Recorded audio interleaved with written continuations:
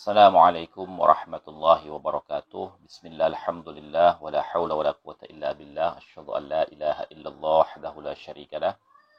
Wa asyhadu anna sayyidina wa nabiyyana Muhammadan abduhu wa rasuluhu alladzi la nabiyya ba'dah. Allahumma salli ala sayyidina Muhammad wa ala ali sayyidina Muhammad amma ba'du. Para saudara-saudariku sekalian sebangsa setanah air dimanapun kalian berada, para sahabat-sahabatku, para subscriber, para netizen yang budiman, selamat datang kembali di channel Gus Hasan Asy-Syarif Official. Semoga kita selalu dalam keadaan sehat jasmani dan rohani kita, dimudahkan segala urusan kita, dilancarkan rezeki kita dan diberkahi hidup kita fid dini wad dunya wal akhirah. Amin Allahumma amin.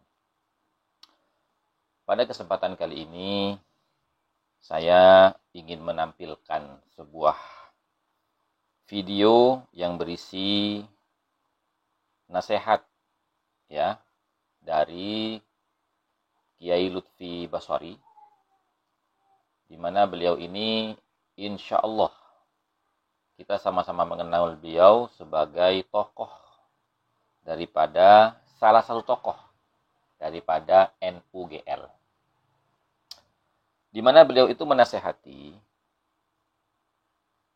kurang lebihnya kepada dua kubu, antara kubu klan Ba'alawi dengan kubu Dzurriyyah Wali Songo, ya, yang beliau anggap sedang berseteru. Seakan-akan beliau ingin menyampaikan bahwasanya antara klan Ba'alawi dengan Dzurriyyah Wali Songo ini ya sedang memperebutkan keabsahan nasabnya masing-masing. Padahal kita sama-sama tahu bahwasanya polemik nasab ini bukan berangkat dari ya dua kelompok klan Ba'alawi dan Dzurriyyah Wali Songo yang masing-masing dari mereka ini mempertahankan nasabnya masing-masing. Ini sangat salah sekali, karena saya khawatir orang yang melihat video ini akan mengasumsikan hal seperti yang saya sampaikan barusan. Kita harus ingat bahwasanya polemik nasab ini tidak ada kaitannya dengan silsilah nasabnya Wali Songo ataupun ya silsilah nasab daripada dzurriyyah-dzurriyyahnya Nabi yang ada di Indonesia. Tapi polemik nasab yang terjadi itu bermula dari tingkah laku, perbuatan, ya, statement, pernyataan yang isinya adalah penghinaan, caci maki, framing dan penggiringan opini yang dilakukan oleh banyak dari kelompok klan Ba'alawi kepada orang-orang yang mereka anggap berseberangan pandangan politik, baik di dalam berbangsa dan bernegara maupun di dalam metode berdakwah.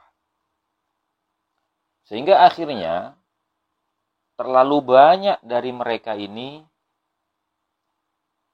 yang terpublikasikan videonya, bisa dilihat oleh masyarakat banyak, baik dari kalangan para ulama sampai kepada kalangan awam, dari mulai tingkat pejabat sampai ke rakyat jelata,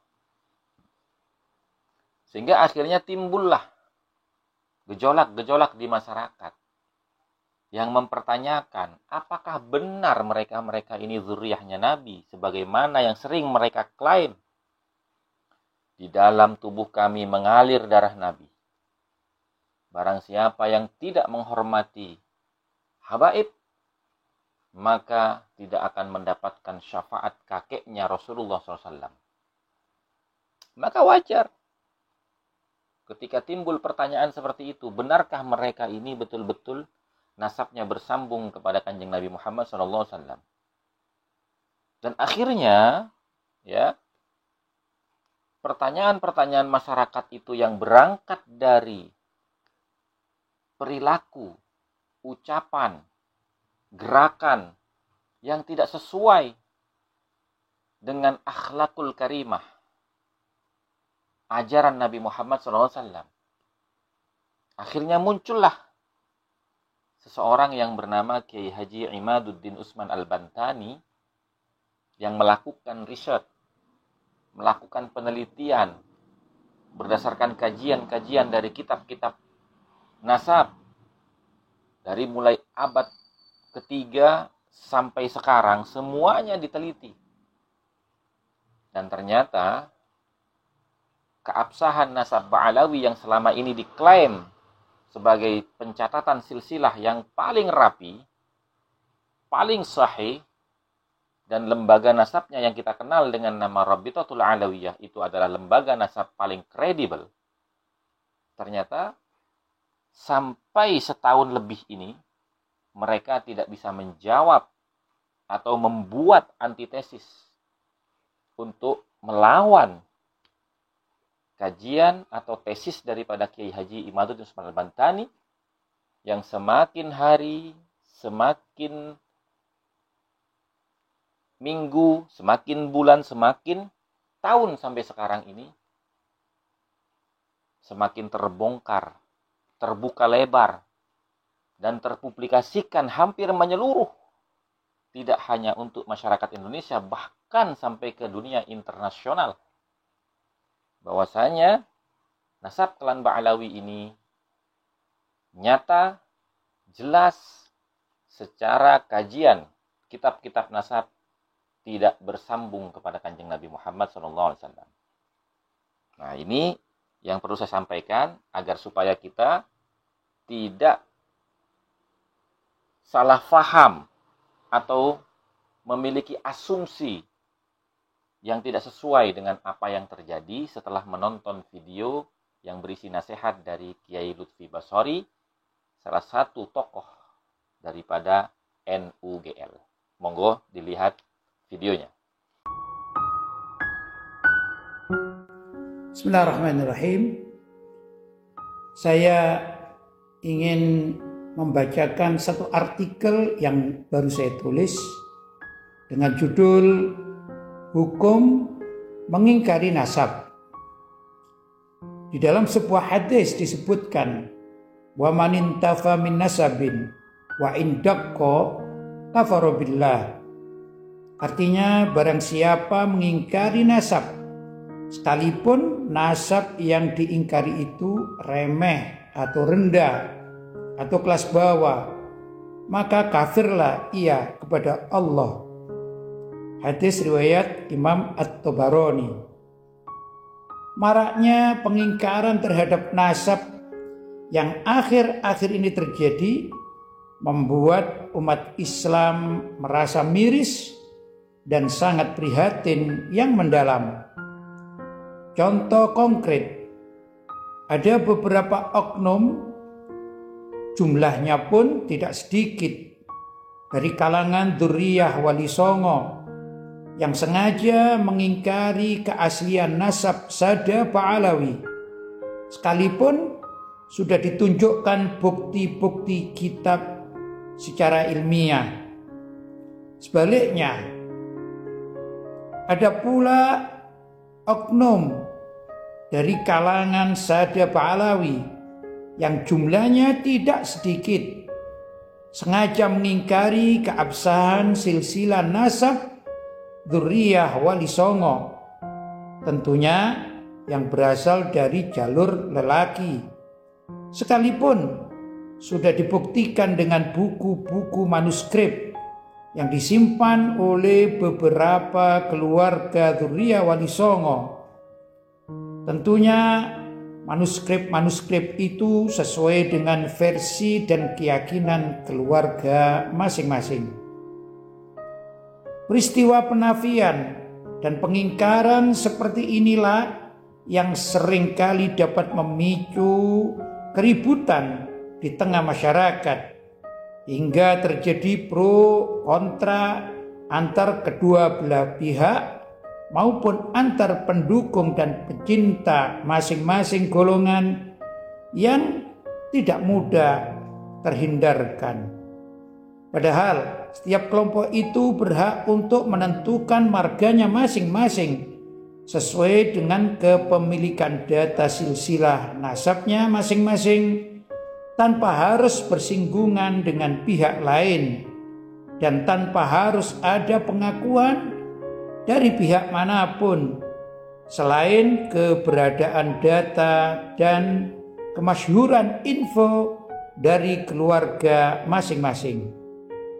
Seharusnya setiap kelompok itu dapat menghormati apa yang menjadi pedoman dan keyakinan marga masing-masing, terutama jika sudah ada pengakuan dari orang-orang soleh dan jujur dari terah kelompok masing-masing, demi terjalin ukhuwah Islamiyah yang kepentingannya jauh lebih besar demi kebersamaan sesama umat Islam.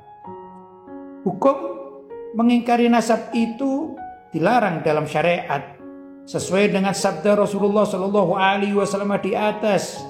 Bahkan sanksinya sangat berat, yaitu dianggap atau dinilai kafir kepada Allah oleh Rasulullah SAW sendiri. Adapun jika penilaian itu ditinjau dari perilaku yang dawir-dawir atau ugal-ugalan dan tidak beradab, maka sesuai realita yang terjadi di tengah masyarakat, baik itu dari klan Pahlawi maupun dari klan Durriya Wali Songo, pasti ada oknum dawir-dawir yang sangat meresahkan masyarakat hingga merusak marwah, citra dan kehormatan keluarga masing-masing. Contoh, ada oknum-oknum nakal dari kedua belah pihak yang pro terhadap politik kotor atau ikut aliran sesat atau suka memeras masyarakat dengan berbagai trik atau menampakkan diri sebagai seorang wali atau mungkin wali-walian, bukan wali sesungguhnya, demi mendapat penghormatan berlebih dari umat. Padahal akidah dan akhlaknya sangat bertentangan dengan ajaran syariat Islam dan bentuk pelanggaran lainnya. Dimanapun ada segolongan kelompok dari marga-marga di dunia ini, di samping adanya orang-orang yang baik dapat mengharumkan nama marga masing-masing, tentu ada pula oknum-oknum yang dapat menjatuhkan kehormatan marga tersebut, karena sifat baik dan marwah kehormatan seseorang itu tidak didapatkan dari silsilah nasab, tetapi dapat diraih dari pendidikan dan keteladanan yang baik. Tentunya orang-orang alim, orang-orang soleh dan para pejuang Islam harus berani memerangi oknum-oknum yang menjadi perusak marwah, akidah dan syariat dari kelompok manapun asalnya. Semoga umat Islam Indonesia pada khususnya mendapat ampunan dari Allah dan dapat bersatu kembali dengan saling memupuk kasih sayang tanpa ada permusuhan. Wallahu ta'ala a'lam. Semoga artikel ini bisa menyadarkan kita umat Islam di Indonesia pada khususnya, dan juga dapat menjadikan satu bentuk perdamaian bila mana benar-benar diyakini dari hati dan keimanan yang penuh, bukan karena rasa hasud, dengki atau iri. Na'udzubillah min dzalik. Semoga kita semua diselamatkan oleh Allah SWT di dunia hingga di akhirat nanti. Walhamdulillahirabbil alamin.